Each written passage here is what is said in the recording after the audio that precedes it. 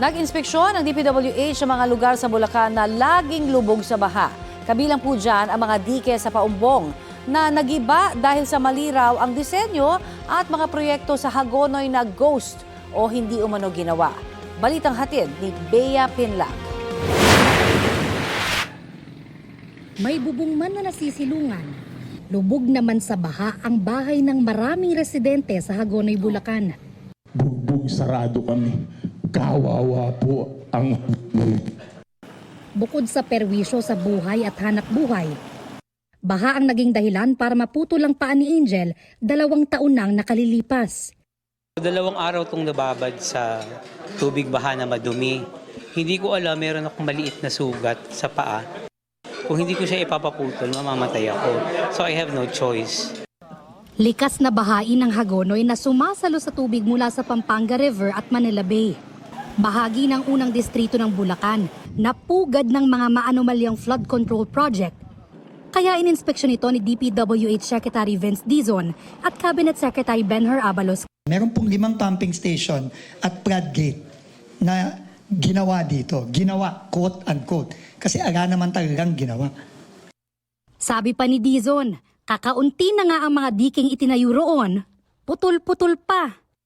Yung blue, ito katiting-titing lang na ito. Putol-putol. Yan po ang nagawa lang. At yung may mga iba pa dyan, sira-sira na. Sa Paumbong, matagal nang nagiba ng mababagsik na alon ang mga dike sa Barangay Santa Cruz at Barangay Masukol na wala pang 5 taon mula nang maitayo. Mali ang disenyo nito. Yung design na ganito, ito pang river dike. Hindi naman river to, dagat na to eh. Starting next week, aayusin na po itong... Sagot ng kontraktor ang pagpapaayos dahil sakop pa ng warranty. Pero kailangan ng magdagdag ng hexapods o yung materyales para mabasag ang malalakas na alon. We will have to fund that separately, yung hexapods. So, kasi wala naman sa original na kontrata yon. Nilatag din ng DPWH ang pangmatagalang plano nila pangontra sa malawakang pagbaha sa mga mababang lugar ng Bulacan at Pampanga.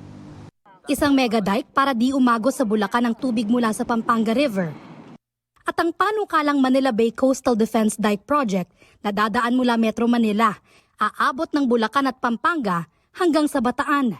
Pero kailan kaya yan mararamdaman ng mga residenteng sabik na sabik ng makaahon sa baha? Hindi naman po natin masosolve ang problema ng buong Hagonoy ng minsanan at overnight at biglaan. Kasama sa plano, yung pagpaprioritize ng mga areas. Doon po natin sisimulan at papaspasan natin para po kahit papano, sa susunod na tag-ulan, meron po tayong nakikitang kahit papano na isasalba. Sabi ni Dizon, hindi ito matatapos sa loob ng Marcos administration.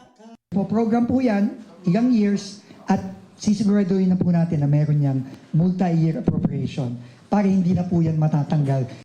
Napaka-importante na inventaryohin mo lahat, ilista mo lahat para ma-identify kung ano yung pananagutan ng mga dati sa gagawin ngayon.